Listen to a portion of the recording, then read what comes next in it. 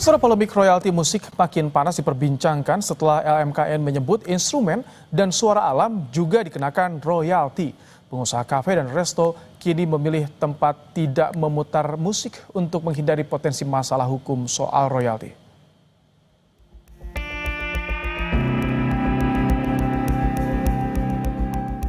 Musik biasanya menghidupkan suasana di kafe atau tempat makan dan memanjakan emosi. Tapi kini tidak lagi. Sejumlah pemilik tempat makan hingga kafe takut memutar musik. Mereka menghindari potensi masalah hukum soal royalti musik yang tengah menjadi polemik. Menurut saya sih ya sistem yang ada saat ini nggak ada transparansi, cumanya ada peraturan apa yang harus dibayar dan kalau tidak dendanya sekian, tanpa diskusi dulu mungkin dengan para pencipta lagu atau LMK-LMA yang tergabung dalam LMKN gitu mengenai hal ini. Jadi jujur aja saya semenjak ada kejadian seperti ini, saya nggak memutar lagu sih. Saya memutar tadinya lagu instrumental. Cuma kemarin saya baca juga bahwa lagu instrumental juga kena. Lagu-lagu suara alam juga kena. Jadi ya udahlah begini aja gitu.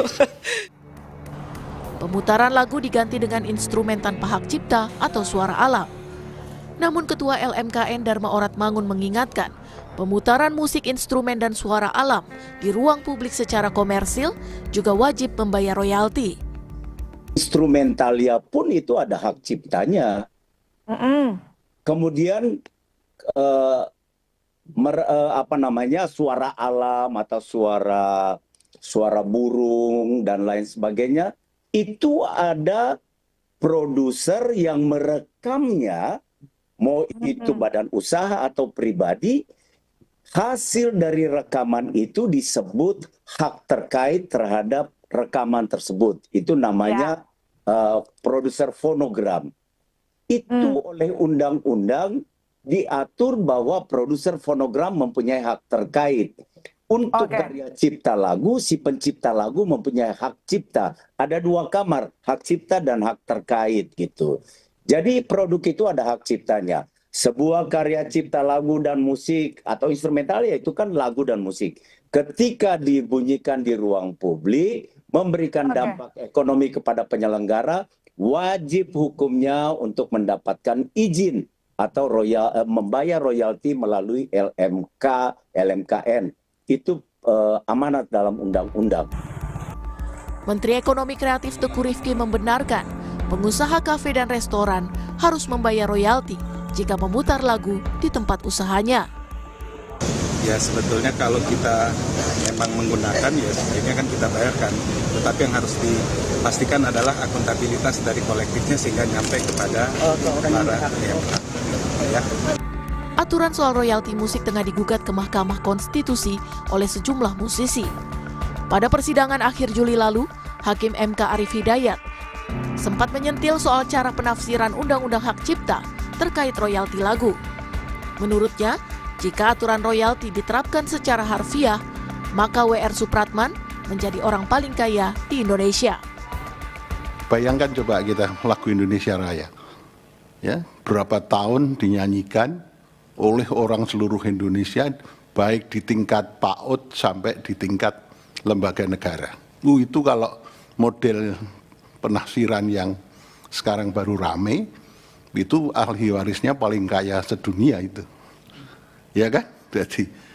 Berarti prinsip bahwa penciptaan lagu mempunyai fungsi sosial di Indonesia memang harus begitu sepertinya, ya kan? Besaran tarif royalti untuk pengusaha beragam, mengacu pada keputusan Menkumham HKI.02 tahun 2026. Contoh tarif royalti untuk bidang jasa kuliner bermusik seperti berikut. Restoran dan kafe harus membayar royalti sebesar Rp120.000 per kursi setiap tahunnya. Dengan rincian, untuk pencipta lagu sebesar Rp60.000 per kursi setiap tahunnya. Dan royalti untuk hak terkait sebesar Rp60.000 per kursi setiap tahunnya. Aturan pembayaran royalti kepada pencipta lagu dan pemilik hak cipta ini menjadi bagian dari upaya perlindungan terhadap kekayaan intelektual di Indonesia. Tim Liputan, Kompas TV. Polemik royalti musik kembali mencuat di tengah maraknya pemutaran lagu di ruang publik secara komersil. Untuk mengulasnya, kami sudah bersama dengan musisi Rian Eki Pradipta atau Rian The Massive melalui sambungan Zoom. Selamat malam, Bang Rian. Selamat malam. Ini jadi perbincangan hangat di media sosial soal pandangan musisi. Kalau Bang Rian sendiri memandangnya bagaimana soal kewajiban membayar royalti bagi pengusaha kafe?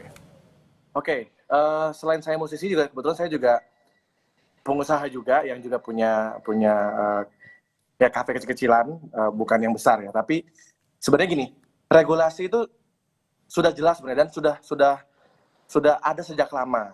Dan sebenarnya yang sedang terjadi hari ini itu sebenarnya sudah dilakukan dari 11 tahun yang lalu. Dan sudah banyak juga restoran atau kafe-kafe atau hotel, pokoknya public place ya, hotel, terus restoran, kafe, stasiun, terus mall itu juga sebenarnya sejak 11 tahun yang lalu tuh sudah banyak yang membayar kewajiban mereka untuk ke LMK untuk bisa si performing rights ini, royalty performing rights ini bisa disampaikan ke pencipta lagu yang juga menjadi anggota dari LMK tersebut. Dulu mekanismenya gimana, Bang Rian? Kok misalkan sekarang nampaknya lebih ramai?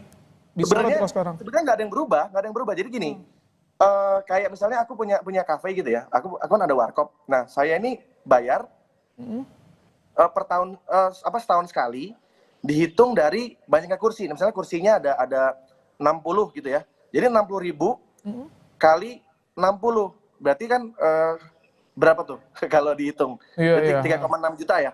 Iya. 3,6 ya? 1,6. Nah, jadi itu dibayarkan setiap tahun, jadi setahun sekali. Jadi bukan yang per minggu atau per bulan, itu enggak. Dan itu tuh itu tandanya sebenarnya gini, kalau dari pandanganku ya, itu tuh sebenarnya bukan beban, tapi justru itu adalah bentuk dari apresiasi kita ke para pencipta lagu tersebut gitu. Oh, oke. Tapi kalau misalkan Anda tadi sebagai pengusaha juga sebetulnya yang dikhawatirkan itu apa sih, kok sekarang ramai juga banyak yang memilih tanpa memutar lagu nih? Jadi sebenarnya gini, apa yang dilakukan industri sekarang itu sebenarnya sudah meng-copy paste yang sudah terjadi di industri musik dunia ya. Jadi kayak seperti di Amerika itu memang kebetulan kan kemarin The Massive juga sempat manggung di Music Expo itu di Amerika di Los Angeles. Itu saya juga sempat nanya, ini sebenarnya tuh peraturannya yang benar seperti apa sih? Jadi mereka bilang bahwa memang kalau misalnya contoh penyelenggara konser itu yang membayar bukan si penyanyinya, tapi penyelenggaranya yang membayar ke LMK. Nanti dari LMK itu akan mendistribusikan ke pencipta lagunya gitu. Oke. Termasuk juga misalnya lagu-lagu yang diputar di ruang publik seperti di mall, restoran. Itu sebenarnya memang di negara seperti di Amerika, di Jepang, di Korea itu memang sudah melakukan itu, dan Indonesia itu juga menjadi bagian dari asosiasi LMK dunia sebenarnya. Bang Rian, tapi kalau misalkan dengan adanya keresahan dari para pengusaha kafe ataupun juga restoran, Anda dari The Massive untuk saat ini bagaimana sikapnya? Apakah membolehkan saja misalkan untuk skala kecil atau bagaimana sikapnya? Begini, PR-nya adalah sosialisasi. Karena gini, sekarang ini banyak orang yang menelan info-info yang mungkin terlalu kurang mendalam.